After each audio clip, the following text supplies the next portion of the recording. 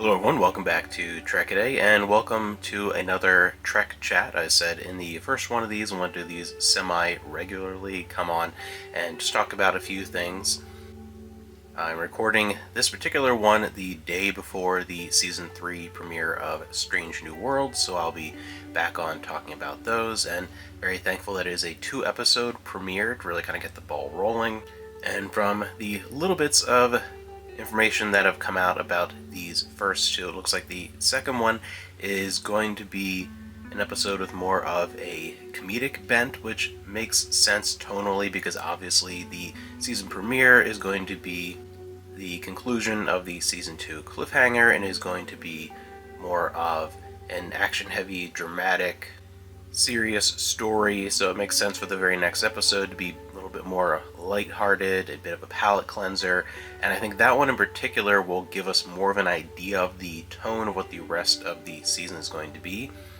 Not that there's a whole lot more season to go after that, because these first 2 episodes just by themselves are 20% of the new season, but the first one really is just going to be kind of wrapping up that cliffhanger. So I think the next one will give us a better idea of what the rest of the season is going to look like, and that's the one I'm a little more curious about because of that aspect, and because Strange New Worlds, I've always said there are things I love about it, things that I don't like about it. I've been very mixed about some elements of the show, and one thing that has always kind of fallen flat for me, with the exception of those old scientists, because that really, really worked,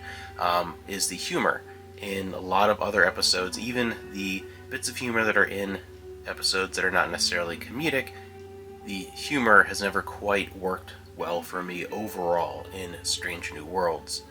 So that one I'm a little worried about, but I'm curious to see how that plays out.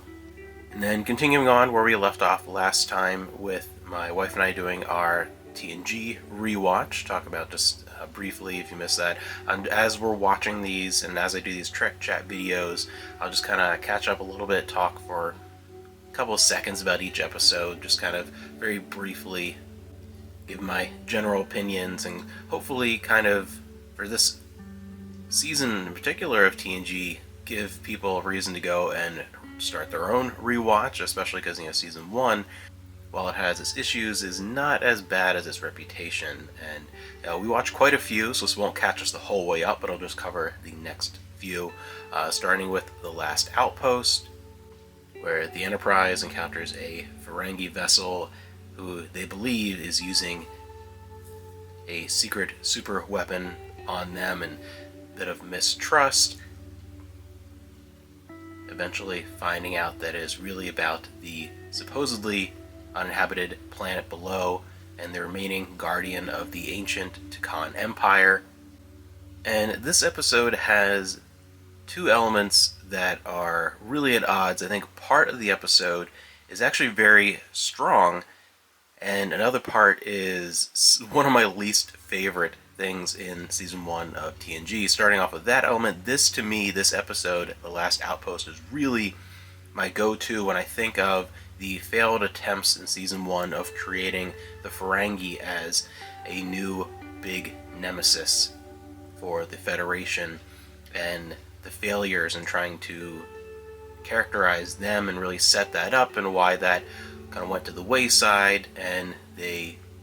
changed plans and the characterization of the Ferengis over time in TNG and obviously Deep Space Nine. This really shows all the negative aspects of it, and it just does not work anything with the Ferengis. They're more obnoxious and intimidating, and it just doesn't work. You can feel while you're watching it, even the very first time that I saw this episode, that it's just not quite working. But the one thing that was actually rather fascinating, and I love when Star Trek goes into very ancient civilizations, the ones that have come and gone throughout the galaxy, throughout time, and the elements of the Guardian and the Takan Empire, this Portal 63, one of the last remaining outposts of this empire that collapsed hundreds of thousands of years ago. I think it's fascinating and works well, and I love the idea of the crystalline structures and how lots of hints of this ancient culture are examined within the confines of just one little episode. I thought that's fascinating, and I loved how they came back to that in the Star Trek video game, Star Trek Resurgence, and I thought that played out really well in that game. So that's a good part of the story, a good element of the episode. So it's really a big mixed bag for me, and one that I don't look upon very fondly or positively, even though it has that one element that I do find very enjoyable and interesting. And other things that just fall flat in the episode, like the Chinese finger trap puzzle joke that is just eye-rollingly, embarrassingly unfunny and keeps coming back. I mean, just parts of this episode just don't work at all. Then we move on to Where No One Has Gone Before, which I always thought was surprisingly well done and really fascinating. And to me, this episode is really the first episode of Star Trek Next Generation that I feel like comes across as very much feeling like a TNG episode. If you watch a bunch of these randomly in reruns, like there's a lot of season one, even ones after this, that feel more like struggling to find a tonal difference between TOS and what TNG would become, trying to be something that is still Star Trek but is different. How do you do that? That was a very difficult hurdle in creating a new Star Trek series, and there's a lot of TNG in season one that really feels more leaning towards TOS, and this is the first one that I feel like really found that change in style that feels iconically the Next Generation. In the way that the story is told, not necessarily just the story itself, but just in the general style of the storytelling and the presentation, even the musical score. Like, there are little things in here that this is the first, for me, really true Next Generation feeling episode, when a cocky and obnoxiously self-assured Federation scientist goes and tests the propulsion systems on the Enterprise after many successful attempts at trying to create this new way of navigating warp travel to make exploring the endless reaches of the galaxy as easy as traveling from Earth to Mars. An accident occurs and accidentally sends the Enterprise D a billion light years from the galaxy into a completely unexplored and unfathomable realm of space with lots of strange occurrences. And I like that element because as it explores the new area of space that they're in and getting involved with the scientist assistant, the Traveler, and how he's really behind any successful elements of the experiments, and getting into all of that, it enters a territory where it really delves into the fascination of what is truly out there in the galaxy and the nature and the relationship of space and time. And it does something that Star Trek does beautifully when it's done well, where it takes concepts that could be scientifically esoteric and instead makes them comprehensible and fun to explore in a narrative sense as well, not having this sort of just dry exploration of a convoluted concept or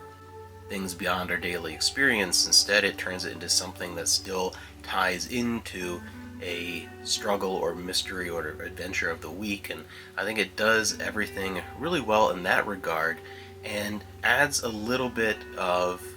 credibility to the child genius aspect of Wesley's storyline. You know, Wesley is a character that I've always been very mixed on, even as a kid. My wife can't stand him at all, but this episode in particular sets up a lot that makes even the parts of his character that I would find somewhat annoying in some future episodes still a little more believable and comprehensible, really setting up some things with Wesley in here that I think add to his character. So there's a lot of great elements to this episode, and one that I really can't find much fault in. And it's one of the few times where we have a problem that could have been resolved more quickly if the adults had listened to Wesley's storyline it actually works here, because that's something that is relied on too many times, I feel like, especially in season 1 of TNG, and sometimes is just doesn't quite work, and sometimes leans towards obnoxious. Here, I think it actually worked well and was believable with the character, so I think this is overall one of the standout season 1 episodes. But then we move into the next two, Lonely Among Us, where the Enterprise is transporting delegates from two adversarial species to a peace conference, and Justice, the planet of unfortunate fashion wear and constant exercise and health, where Wesley breaks one of their laws by chasing a ball and falling into a flower garden while it is one of the randomly chosen punishment zones. Both of these fall back then into the area of a very TOS kind of out of date feeling concept, attempting to work well within this new era of Star Trek. And it feels, there's something that feels like something from another time, another era of Star Trek. And if people aren't familiar with this channel, I feel like I should put that out there, because I don't know who's going to be watching these at all. But when discussing season 1 of The Next Generation, I talk a lot about that, the struggle of the first season, lots of issues behind the scenes, but also trying to find a new tone, a new way of showing Star Trek to a new generation, and building upon that. And I never mean that in to call upon TOS as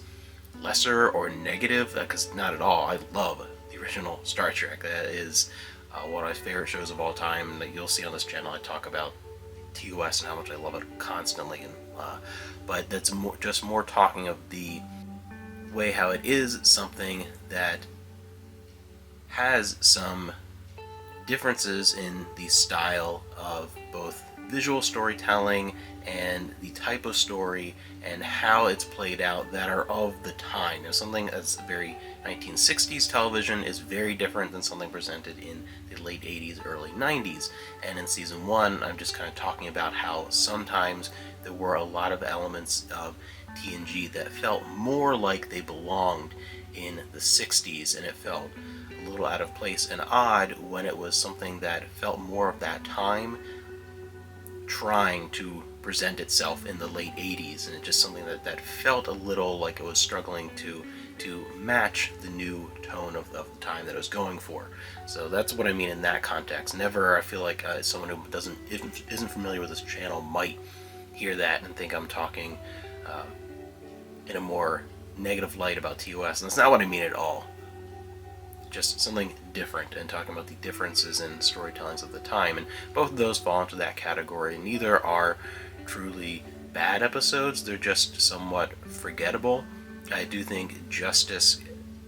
ends up in some interesting territory looking at the Prime Directive, and I find that element of that story to be fascinating, and think that that is a great way of kind of helping to get across to possibly a new audience during this first season. Of course, a lot of returning Star Trek fans, but trying to broaden, reaching out to new people that may not be super familiar with Star Trek, the idea of what this Prime Directive is, and cultural interference. So that works really well. They're both just kind of okay episodes. Then we get into, we'll kind of wrap up here with the battle. I'll leave it off with this one and then continue on. And next time we do one of these videos, we have this vengeful Ferengi captain who has a tie to Captain Picard's past that we don't necessarily know about in the beginning. Shows up and wants to make a deal that seems very non-Ferengi, something that is really the antithesis of what their normal presentations of a deal would be. Wants to give something very valuable for free to Captain Picard, a bit of a gift. And of course, there is an obvious nefarious purpose behind this. We find the long-lost Stargazer, Captain Picard's previous command, which we have heard about a little bit at this point, not a lot, a little bit in relation to Wesley Crusher's father, but not that much yet of the Stargazer. So this is a really cool episode I've always enjoyed because of digging into Picard's past and seeing the Stargazer and getting a glimpse of his life before, and even some names of officers and some hints of characters who would be mentioned again, and especially in the books, obviously the Stargazer series, but even in other Star Trek Next Generation books that go into his past. So this is sort of the beginning of a lot of things in Picard's past that become familiar as we get to know more of the character in the decades to come. I thought it was all pretty fascinating, and this is one where the Ferengi kind of worked, especially because the device wasn't some Ferengi superweapon. It was something that was very costly and not of their technological level to torture Picard and have him meet his end. And is a pretty good early showcase for Patrick Stewart's acting ability too as Jean-Luc Picard, so overall, a pretty solid episode. So we'll leave it there for today, and I'll see you in the next Trek Day when I talk about the premiere episodes of Strange New Worlds Season 3. And next time I do one of these Trek Chat videos, I have a couple other things I want to talk about, and we'll continue on, of course, with this TNG rewatch series. And as always, I'd love to hear what you think of some of the Season 1 episodes that I covered in this video.